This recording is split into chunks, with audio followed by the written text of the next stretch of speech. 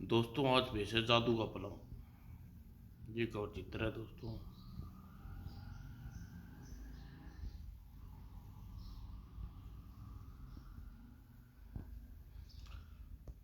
गरीब लाल के तीन बेटे थे, आलू लाल, भालू लाल और सालू लाल। आलू लाल था आलू की तरह जमीन में जब भी निकलो जब भी न निकालो निकलता ही नहीं था, और निकालो तो बगियों, व्यंजनों और जैसे चाहे रूप में ढाल लो। आलू लाल की आलू लाल बड़ा था, लेकिन जब भी वह किसी धंधे में न लगा निठला ही रहा। जब गरीबी लाल ने और अपनी छोटी सी दुकान सौंप कर धंधे में लगा दिया, तो उसे बनिए के तरीके और दूसरे तरीके के दिन दुगनी रात चुगनी उन्नति करनी शुरू कर दी, और कालू लाल की दुकान एक बड़ी दुकान का मालिक बन गया। भालूलाल था पूरा भालू। गरीबी लाल ने उसे अपना छोटा सा बगीचा इस उम्मीद पर सौंपा था कि भालूलाल उसकी देखभाल करेगा। मगर भालूलाल ने बगीचा दिया उखाड़ और उस जगह बना दिया एक अखाड़ा। और चालू लाल था बड़ा चालू। बड़े बड़े हुनरमंदों और चापलूसी करने में बहुत ही करतब सीखे थे, मगर किसी भी हुनर ने उसे अपने लिए रोजी रोटी का जुगाड़ करने लेने के लिए जरा भी कोशिश नहीं की थी। सारा दिन छोटे मोटे बच्चों के साथ कंचे खेलता रहता, शरारतें करता, कभी खाने के वक्त पर देर सवेर घर पहुंच जाता और खा पी कर सो जाता। एक दिन गरीबी लाल अपने तीनों बेटों को अपने पास बुलाया। बेटा, आलू प्याज के भाव क्या है आजकल? आजकल तो मंदी मंडी में गायब है बापू। आज 2 रुपये का भाव है, कल 3, कल 4 हो जाएगा। हे बापू, लेकिन आप क्यों चिंता करते हैं? आपको खाना तो मिल जाएगा, लेकिन मेरे गोदाम में 40 मन प्याज है।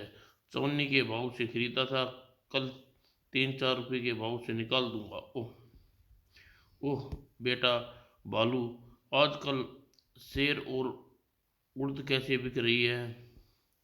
पता नहीं बापू, मैंने तो अंगूर, अनार, खजूर आदि ही ज़्यादा पसंद करता हूँ।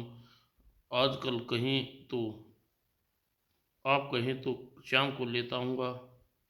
हे हे हे, मगर हमारे बगीचे में तो सब चीज़ें के पेड़ ही हैं ना थे। मैंने कहा सब चीज़ें के पेड़ तोड़ कर ला रहा सब चीज़ों को मैं पेड़ से तोड़ कर ला रहा हूँ। अरे तो भला कैसे कैसे पाओगे इन सब खरीद कर? वाह, क्या आप अपना बगीचा होते हुए बाजार से फल खरीदोगे? शर्म नहीं आती? भालू, डूब मरो, कहाँ डूब मरो, चुल्लू पर पानी में। मगर बापू, अपने बगीचे से मैं कोई फल नहीं ला सकता। ही वो बात यह है कि बापू, आपने भालू का हाथ लगते ही बगीचा अखाड़े के रूप में बदल दिया गया, और बड़ी बड़ी कुश्तियाँ होने लगी वहाँ। हैं हैं जी हाँ बापू, और अंगूर अनार की, की दया से ही आप बड़ा पहलवान हूँ। आसपास के गांव में 40 पट्टे आते हैं मुझसे दाव पेच सीखने। ढेर सारे रुपये के साथ साथ हम घर में दूध दही अंगूर अनार खजूर भी आ सकते हैं, और ढेरों मात्रा में। ओह, तब तो ठीक है आलू बेटे। बड़ी बहू से कह दो कल से मुझे नाश्ते में दूध खजूर खाने हैं, और अंगूर का रायता और देसी घी की टिक्कड़। शाम को अनार जैसे रात में भी वगैरह वगैरह दिया करें। बहुत अच्छा बापू, मैं अभी कह देता हूँ। तो हम जरा जाएं बापू? हाँ जाओ, और लगे रहो ऐसे ही लगे रहो, दिन दुगनी रात चुगनी उन्नति करो। अरे अरे बड़े भैया के साथ तू कहाँ जा रहा है कमबख्त, तू यहीं ठहर जरा। तो क्या है बापू, ठहर जाता हूँ। अगर आपकी अपनी छोटी भाभी भी किसी अपनी छोटी भाभी भी किसी से कम नहीं है। कल रात 40 शेर रबड़ी की गड़बड़ी कर दी भाभी ने। हैं, क्या कहा? 40 शेर रबड़ी? अकेली लालू की बहू जम गई? न न, ऐसा न। मैंने कब कहा बापू कि वो क्या है? 40 शेर रबड़ी भालू भैया के अखाड़े के लिए बनाई थी और भाभी ने सारी की सारी रबड़ी अखाड़े में भेज दी। अब मैं जाकर देखता हूँ कि थोड़ी बहुत कुर्तन बची हो। अगर बची हो तो अपने लिए ले आऊँ बापू। ही जरूर।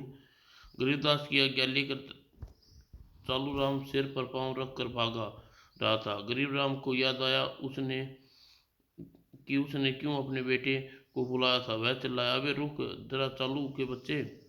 वो चालू ठिनक कर रुका। इधर तो आ। पीछे से गरीब राम की आवाज आई। चालू राम पलट कर गरीब राम के पास आया। क्या है बापू? अबे अकल के उल्लू, बाप को पाठ पढ़ा कर कन्नी काट कर जाता है। जानता है मैंने तुम्हें सबके लिए क्यों बुलाया था? जानता हूँ बापू। खाक जानता है, जरा बता तो सही क्यों बुलाया था? छोटी भाभी से रबड़ी लाने के लिए, और रबड़ी लाने ही भेज रहा है। चुप नालायक। मैंने इसलिए बुलाया था कि जवान हो गया है। ही शुक्रिया बापू। हमारे पड़ोस में कई लड़कियां भी मुझे यही कहती है। क्या? बेवकूफ गधे उल्लू, काम का नकाज का जवान होती लड़कियों की आंख लड़ानी शुरू कर दी। अरे अबे पानी, मैंने मैंने तुझे यह समझाने के लिए बुलाया है कि काम धाम शुरू कर, तभी तो अच्छी लड़की देख कर तेरा ब्याह करूँगा। क्या सच बापू? और नहीं तो क्या, मैं झूठ बोलूँगा? अरे तेरे लिए 13 रिश्ते आ चुके हैं, और सब रिश्तों के लिए मैंने 3-3 बार बड़े जोर से न कर दी। आए बापू, क्या तुमने चाहते कि मेरे हाथ पीले हो जाएं, मेरी गृहस्थी चले, मेरा घर बस जाए? उफ बेवकूफ के बच्चे, हाथ पीले लड़कियों के होते हैं, पराए घर जाती हैं। रही बात तेरे घर बसाने की, जब तक तू कमाई नहीं करेगा तब तक करेगा, मैं नहीं होने दूंगा तेरी शादी। ठीक है बापू, मैं आज से ही कुछ करता हूँ कमाने के लिए। और चालू राम शादी करने के लिए धन कमाने की ठान ली, और दृढ़ निश्चय कर चालू राम अपने काम में जुट गया। और हुनरमंद तो था ही, बहुत कम काम सीखे थे उसने, अतः मन बड़ी मेहनत से चालू राम ने एक शानदार चमत्कारी पलंग बनाया। यह पलंग तैयार हो गया है, अब किसी हाट बाजार में जाकर बेच देता हूँ। चालू राम उस पलंग को को पास के शहर में बड़े बाजार में ले गया। पलंग बड़ा सुंदर था, अतः उसे देख अतः तुरंत ही ग्राहक उसके पास आने लगे। क्या शानदार पलंग है, वाह बहुत सुंदर है, कितने का है भाई? 1 लाख स्वर्ण मुद्राएं का। क्या कहा? तुम्हारी तबीयत तो ठीक है भाई, कहीं दिमाग तो खराब नहीं हो गया है? 100 स्वर्ण मुद्राएं दे दूं? चलो मैं तो उसे दे देता हूँ, मैं 500 मुद्राएं, मेरी पलंग मेरा हुआ। ज़्यादा से ज़्यादा 1000, इससे 1 स्वर्ण मुद्रा ऊपर नहीं दे सकता। सेठ कबाड़ी लाल की प्याऊ, पानी मुफ्त पिए। जाइए और पानी पीजिए, पसीना बहुत आ रहा है आप लोगों को। और हाँ, मैं यह पलंग 1 लाख स्वर्ण मुद्राएं से एक भी कम में हरगिज नहीं बेचूंगा। भूत प्रेत बैठ गया है इसके दिमाग में, शकल से ही भूला लगता है। अरे पागलों के सिर भी कोई सींग होते हैं? जी हाँ, हरकत तो खुद बता रही है, आदमी पागल है। भाग लो भैया, कहीं बेचने की जगह यह पलंग हमारे सिर पर न तोड़ दे। और इसी प्रकार बहुत से ग्राहक आए और चले गए। लालराम ने कहा, पलंग के दाम बताकर उन्होंने अपनी पलंग भी उनके सिर। एक सेठ ने पूछताछ के लिए, क्यों जी, हीरे मोती तो बड़े जड़े हैं तुम्हारे पलंग में, फिर क्यों कर मांग रहे हो 1 लाख रुपए के सिक्के? निकाल निकालो 1 लाख मुद्राएं और खरीद लो पलंग, मालूम हो जाएगा। ना बाबा ना, इतना पागल ना हूँ। बात जो सिर चढ़ कर दौड़े, काम खराबा खराबा। पलंग के बारे में कब के बारे में शहर की चर्चा फैल गई और चर्चा आखिरकार राजा निकम्मे लाल के कानों में पहुंची, क्योंकि एक दिन राजमहल में, अच्छा वह पलंग वह वाला पागल तो नहीं है? किस पलंग की चर्चा हो रही है महारानी? ऐसी दासी चूहिया कह रही है कि शहर बाजार में एक कारीगर अपना पलंग बनाया है, बेचने आया है। बेचने आया है तो खरीद लो, खरीद लो, खरीद ले। मगर आपने पलंग की कीमत 1 लाख स्वर्ण मुद्राएं मांग रहा है क्या? एक कहा। तो गए ना आप। मैंने जब सुइयावती से ये सारी बात सुनी तो अचंभा मुझे भी। भला एक पलंग की कीमत इतनी ज़्यादा हो सकती है? हो सकती है, क्यों नहीं हो सकती। वह पलंग सोने का होगा। ये लो, सोने का नहीं, वह तो एक जागने का होगा। पलंग तो होता ही सोने के लिए है ही। नहीं नहीं नहीं, तुम मेरा मतलब नहीं समझी महारानी। मतलब यह कि था कि पलंग सोने यानी स्वर्ण धातु का बना होगा। सोने चांदी पीतल तांबे का नहीं, पलंग तो लकड़ी का है। मगर पलंग वाला की मत 1 लाख रुपए मुद्राएं मांगती है। आई, अगर इसका भी कोई कारण होगा। कारण पूछने पर वह पलंग वाला कहता है कि 1 लाख मुद्राएं तो पलंग खरीद लो, कारण खुद मालूम मालूम हो जाएगा। यह बात है तो हम आज ही वह पलंग खरीद लेते हैं। राजा निकम्मे लाल मंत्री, खजांची तथा कुछ दरबारियों और सैनिकों के साथ बाजार में पहुंचा और पलंग बेचने वाले के लिए दिनों दिन बाजार में रोज मक्खियां मारते मारते तंग आ चुका था। चालू राम के निकट पहुंचे वे सभी। क्यों जी, यह पलंग तुम्हारा है? जी हाँ, खुद बनाया है, चोरी का नहीं है। जानते हो यह बाजार का गड़ा शहर है और गड़ा शहर में मटका राज्य की राजधानी है और हम मटका राज्य के राजा महाराज धीराज निकम्मे लाल हैं। अब बताओ, हमें यह पलंग कितने का दोगे? 1 लाख मुद्रा में। हजूर माई बाप मालिक हैं, आप चाहें तो कुछ न दें, पलंग ले जाएं। मगर अंदाता आप ही हैं जो इस पलंग को खरीद कर इसकी कदर जान सकते हैं। यह पलंग विशेष रूप से आपके लिए तैयार किया गया है और इसलिए टुच्चे मुच्चे मामूली आदमियों इसे हाथों अभी तक नहीं बेचा। मुझे विश्वास है 1 लाख स्वर्ण मुद्राएं देने आप खजाना खाली नहीं होगा। नहीं होगा, नहीं होगा खजांची जी महाराज। फौरन 1 लाख स्वर्ण मुद्राएं पलंग वाले को दे दी जाए। जो आज्ञा महाराज। यह लो भाई, बहुत शुक्रिया। और तभी सैनिक को गिरफ्तार कर लो ये महाद्रुप चालू को। नहीं नहीं, मैं महाचालू नहीं महाराज, मेरा नाम तो चालू राम है। और मैंने क्या कसूर किया है? हम नहीं जानते तुमने कसूर किया है, किंतु तुमने जो पलंग 1 लाख स्वर्ण मुद्रा में बेचा है, अगर वह पलंग बिल्कुल साधारण हुआ तो 1 लाख मुद्राएं लेकर तुमने हमें ठगा है तो तुम्हें फांसी पर लटका दिया जाएगा। ऐसा मौका हरगिज नहीं आएगा महाराज। न आए तो अच्छा है, तुम फांसी पर लटकने से बच जाओगे। राजा निकम्मे लाल सैनिकों को चालू राम को गिरफ्तार कर लिया और 1 लाख मुद्राएं सहित कारागार में डाल दिया। आए रे किस्मत। और उस रात राजा निकम्मे लाल चालूराम के बनाए पलंग पर सोने के लिए बैठा। आई, यह संगीत स्वर लहरी कैसी गूंज रही है। टिन टिना टिन टिन दिन दिना दिन चम चम, वाह कितना मधुर संगीत है। और थोड़ी देर में राजा निकम्मेलाल को बड़ी मीठी नींद आ गई और उसने शयन कक्ष में खराटे गूंजने लगे। और तब आधी रात के समय अचानक राजा निकम्मेलाल की आंखें खुली उसकी और उसने के कानों में जैसे कठपुतलियां वार्तालाप सुना।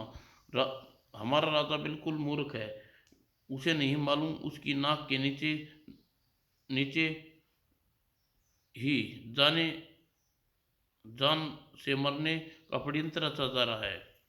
और यह षड्यंत्र रच रही है राजा निकम्मेलाल की इकलौती रानी पागली देवी। वह भी क्या, उसके कोई संतान नहीं हुई, इसलिए उसे डर है कि राजा जम्बापुर की बेहद खूबसूरत राजकुमारी कदामनी से विवाह न कर ले। इस समय भी रानी पगली देवी शयन कक्ष में राजा निकम्मेलाल के अंगरक्षक से उसकी जान लेने की सौदा कर रही है। हड़बड़ा कर राजा उठ बैठा। है कौन यह, कौन बातें कर रहा है, मुझे कानों में धोखा तो नहीं हो रहा। और मैं मेरे म्यान मेरे शयन में कब्र में कोई भी नहीं है, मेरे शयन कक्ष में कोई भी नहीं है।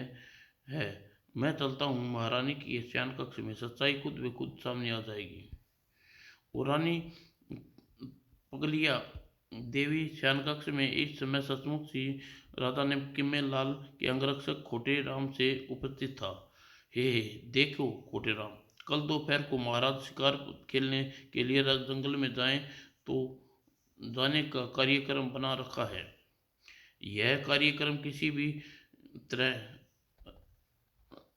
स्थगित नहीं हो सकता, अतः सैनिकों को महाराज जिस तरह अलग कर दे लेना कि मगरमच्छों की नदी में महाराज को धक्का दे देना। मगरमच्छों के झुंड महाराज किसी भी कीमत पर बच नहीं पाएंगे। और यह लो तुम्हारा इनाम। ठहरो पहले मुझसे अपना इनाम ले लो दोस्तों।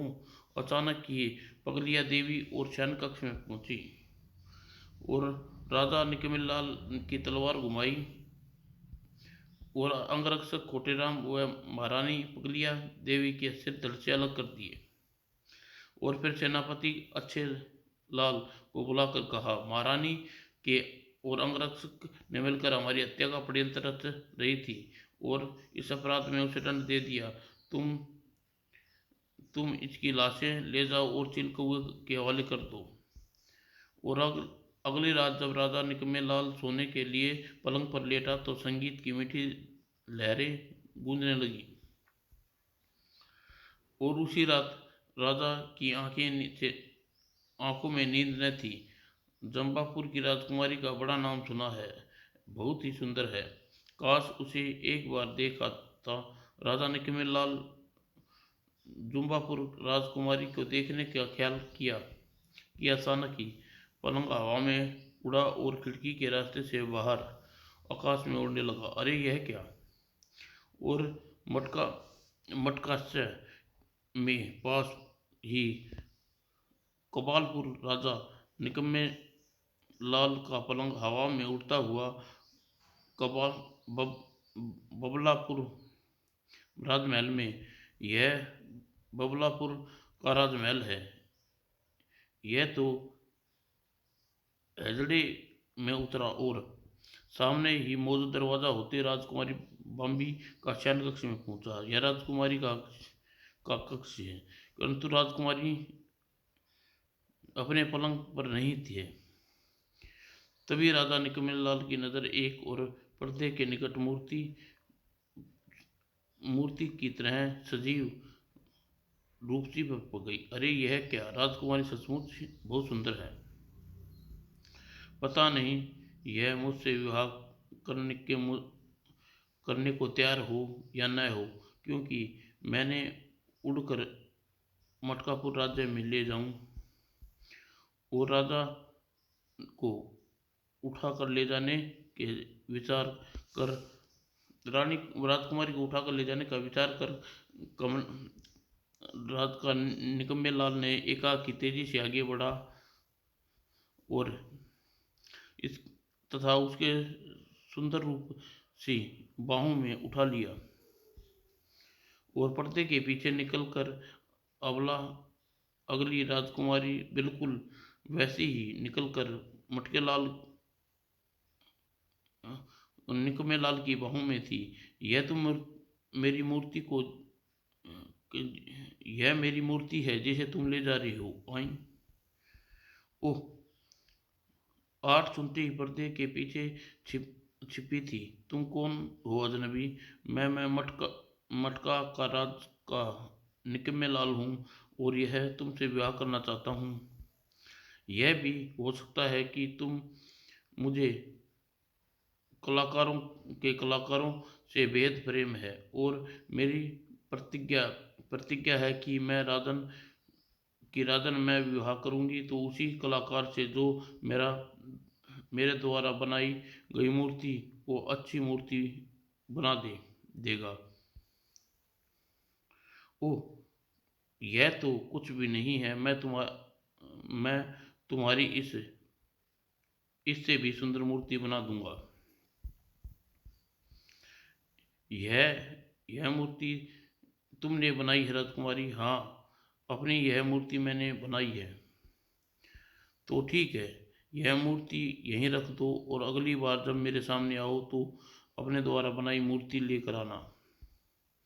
नहीं, यह मूर्ति तो मैं ले जा रहा हूँ राजकुमारी, तुम्हारे वियोग में दुखी इसे देखकर मैं दिल बहला लिया करूँगा। इतना कहकर राजा निकम्मीलाल वहाँ से रुका नहीं और फिर मूर्ति के साथ वह चिट्टापुर छज्जे पर पहुंचा और पलंग पर बैठा।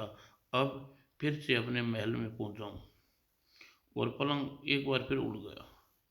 राजा निकम्मेलाल राजमहल में शयन कक्ष में पहुंच गया और अगले दिन निकम्मेलाल राजकुमारी बाम्बली बाम्बी की मूर्ति लिए कारागार में आया। चालूराम, तुमसे पलंग बेचा, वह मुझे बहुत पसंद आया। शुक्रिया महाराज, लेकिन कैद से मुक्ति तुम्हें तभी मिल सकेगी जब तुम इस मूर्ति को सुंदर बना दो। मगर महाराज, मगर वगर कुछ नहीं सुनना चाहता। तुम मूर्ति बनाने पर तुम्हारी मौत निश्चित है। मगर महाराज, मैं अगर किसी के सामने मूर्ति बनाऊंगा तो इसमें सुंदर नहीं बन पाएगी। मूर्ति बनाने के लिए मुझे तंत्र मंत्र जादू का प्रयोग करना होगा। इसके लिए मुझे एकांत चाहिए। ठीक है, तुम्हें एकांत भी मिलेगा, पर ध्यान रहे तुम्हें मूर्ति राजकुमारी बाम्बी की है और उसकी भी सुंदर मूर्ति बनानी है। मूर्ति बनाने के लिए तुम्हें जो वस्तु चाहिए यहीं कारागार में उपलब्ध करा दी जाएगी। और कारागार में की गुंजाइश नहीं थी। कारागार में गुंजाइश ही नहीं थी, अतः चालूराम मूर्ति बनाने के लिए तैयार हो गया। उसने दिन रात एक करके कई दिनों तक अत्यधिक परिश्रम और नाद मूर्ति तैयार कर लिया। राजकुमारी बाम्बी भी स्वयं मूर्ति बनाई, उससे कई गुना सुंदर।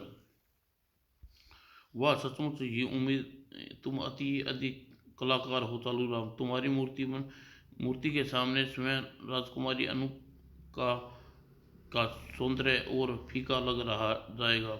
बाकायदा वादा करते हैं वैसे ही राजकुमारी से विवाह करके लौटेंगे, तुम्हें कारागार से मुक्ति प्रदान करेंगे। और चालूराम द्वारा बनाई मूर्ति को लेकर राजा निकम्मेलाल एक रात फिर जादुई पलंग पर बैठा और बाम्बीपुर राजमहल में जा पहुंचा। राजकुमारी बाम्बी शयन कक्ष में। ओह, आठ महसूस करके राजकुमारी उठकर बैठ गई। उसने राजा निकम्मेलाल द्वारा लाई गई मूर्ति देखी। आह, अद्भुत, अति सुंदर। राजकुमारी बाम्बी अपनी मूर्ति के निकट मूर्ति को उसने हाथ लगा कर देखा। झाक आया, चोर चोर भी आया आया निकम्मे लाल। गजराज पर बैठी बाम्बी देख रही सब हाल। हाँ, यह मूर्ति क्या बोल रही है पता नहीं। लगता है चालूराम चाल चल गया और लौटकर उसे मटका राज्य में पहुंचकर उसे खालू धर लूंगा। राजकुमारी बाम्बी हड़बड़ा कर मूर्ति पर हाथ हटा लिया। मूर्ति खामोश हो गई और फिर राजकुमारी बाम्बी राजकुमार निकम्मे लाल के और घूमी बोली, खैर आपकी बनाई मूर्ति कह रही है कि आपने किसी चोर चोर की तरह मेरा दिल चुरा लिया और डाकू की तरह मेरा दिल पर डाका डाल लिया, ही। लेकिन मेरे थोर राज्य अगर मेरी इस मूर्ति और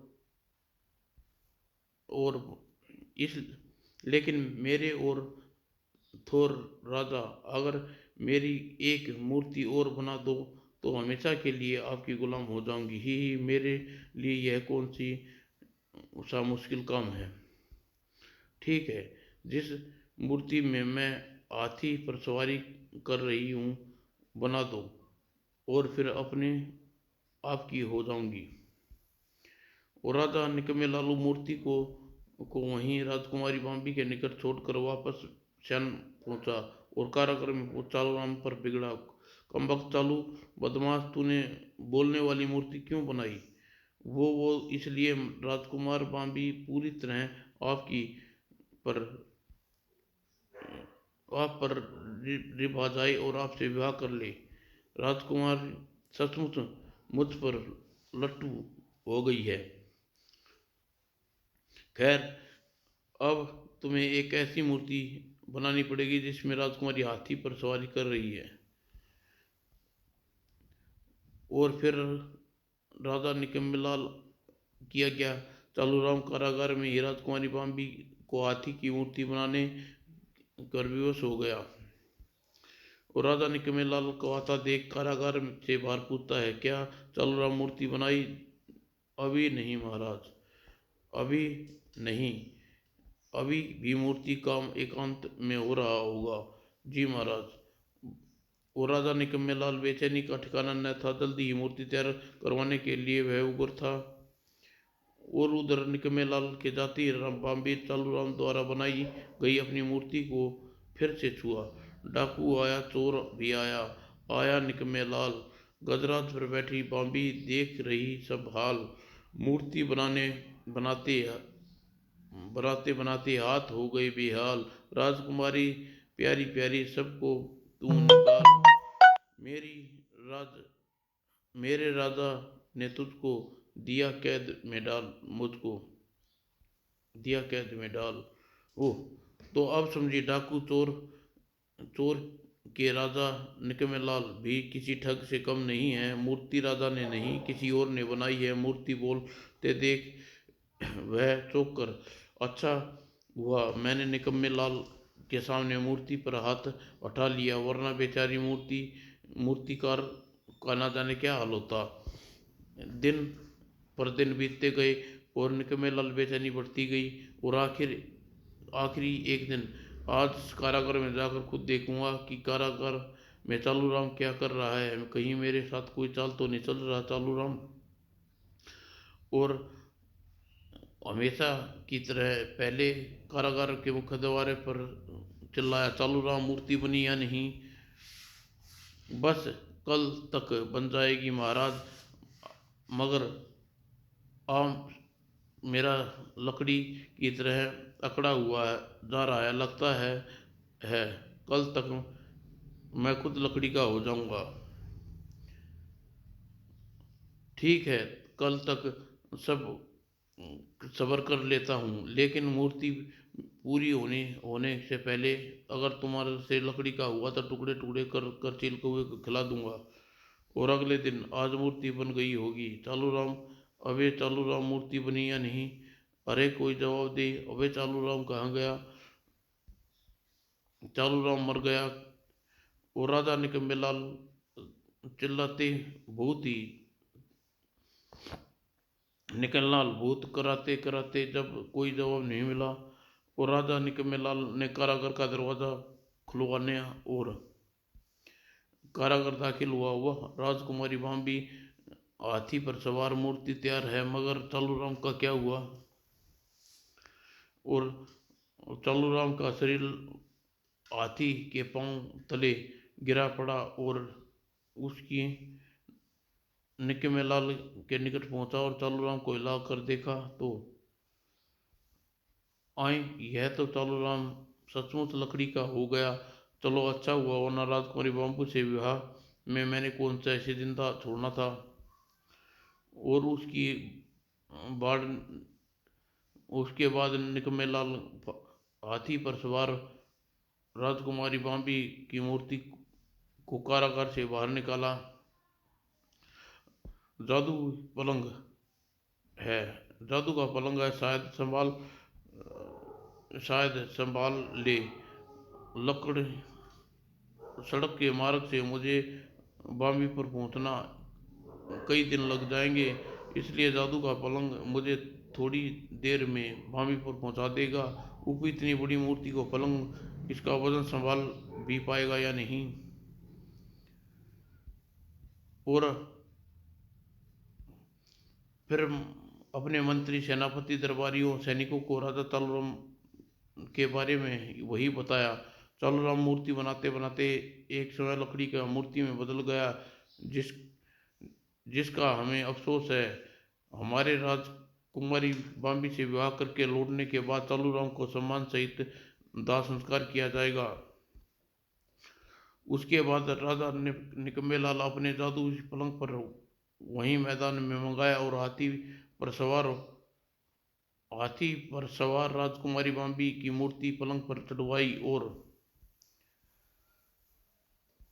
और फिर उसके पांव पर हाथी के पांव उखाड़ा और फिर अचानक ही हाथी का हवा में उड़ा। बाम्बी पर पहुंचकर बाम्बी के शयन कक्ष में छज्जे पर उतरा। जैसे ही हाथी मूर्ति चारों पांव छज्जे पर टिकाए और राजा निकम्मेलाल की चीख सुनकर राजकुमारी बाम्बी दौड़ी दौड़ी छज्जे पर आई और उसे दम तोड़ते तड़पते हुए राजा निकम्मेलाल को देखा तो बोली, तुमने कलाकार का अपमान किया है राजन, तुम्हारा अंजाम तो यही होना था। फिर हाथी को देखते हुए राजकुमारी बाम्बी ने कहा, अबे ओ अब कैद से बाहर आ जाओ कलाकार, मैं जानती हूँ तुम हाथी के पेट में छिपे हो। आपने कैसे पता लगा राजकुमारी जी, मैं हाथी के पेट में छिपा हूँ? मेरी मेरी तुमने मेरी बोलती मूर्ति बनाकर संकेत में मुझे बता दिया था कि मैं निकम्मेलाल हाथी पर सवार मूर्ति तैयार करने को कहूँ। उसके बाद भी मैं समझना बाकी रह गया जाता है क्या? फिर चालूराम ने सारी बात राजकुमारी बाम्बी को बताई। सचमुच बहुत उच्च कोटि के कलाकार हो चालूराम, ऐसी मूर्ति बनाना जिसमें उसका हमशक्ल छुपा और बोलने लगे, ऐसा पलंग बनाना जो आसपास के सभी हालातों को जानकारी किसी गुप्तचर की तरह दे दे और सचमुच असंभव कार्य है। सब मुझे हुनरमंद बताने वाले गुरुओं की कृपा है का कारण संभव हुआ है। राजकुमारी जी कृपा अब मुझे इजाज़त दें, बहुत दिन हो गए कारागार में बंद रहा हूँ। मैंने अपने पिता, भाई, भाभी वे चिंतित होंगे। नहीं, हम तुम्हें इजाज़त नहीं देते चालूराम, और मुक्ति भी नहीं मिल पेगी तुम्हें।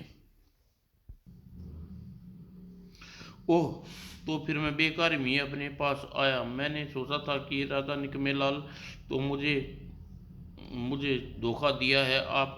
आपने शायद कुछ पुरस्कार मिल जाए जिस मैं घर ले जा सकूं और मेरे पिता मुझे नालायक, नकारा, निष्ठला समझना छोड़ दे, मेरी किसी अच्छी लड़की से शादी करवा दें।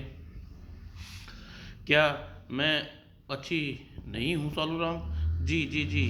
क्या आप क्या मेरा मतलब कुछ और है? मैं समझा नहीं।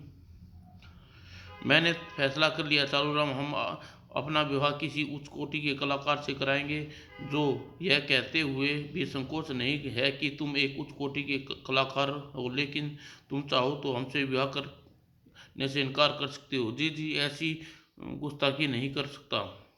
तो फिर ठीक है, तुम अपने परिवार वालों के बारे में बताओ। हम आज ही तुम्हारे परिवार को सम्मान सहित यहाँ लीवा लाते हैं के सैनिक भेज देते हैं। कुछ ही दिन बाद धूमधाम से राजकुमारी बॉम्बे की वह चालू राम की विवाह संपन्न हुआ। और रसगुल्ले बड़े मीठे क्यों हैं भालू? अच्छा, इतना घटिया बर्फी, इतनी बढ़िया बर्फी? तुमने देखा बहू कितनी सुंदर है।